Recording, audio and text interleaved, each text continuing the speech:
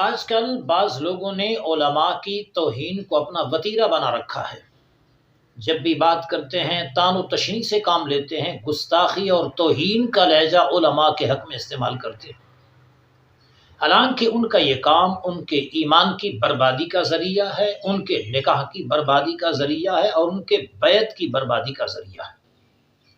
امام اہل سنت رحمہ اللہ نے فتاوی رضویہ شریف میں واضح طور پر لکھا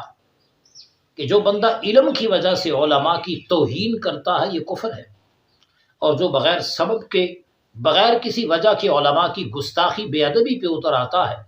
یہ اندیشہ کفر ہے۔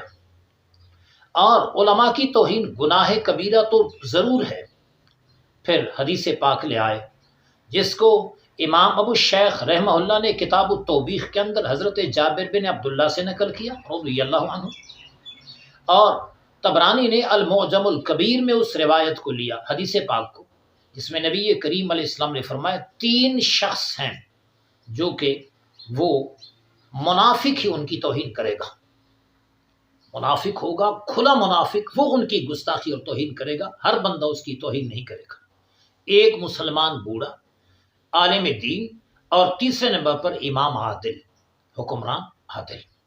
ایسا بندہ جو خدا نخواستہ علماء کی توہین کرتا ہے اور اپنی بیوی سے ہاتھ دھو بیٹھتا ہے، اسے چاہیے کہ وہ تجدید ایمان بھی کرے، یعنی اثر نو کلمہ پڑھے، اور تجدید ایمان کے ساتھ ساتھ وہ تجدید نکاح بھی کرے، اور تجدید نکاح کے ساتھ ساتھ یعنی مہر جدید کے ساتھ، نئے مہر کے ساتھ وہ نکاح کرے۔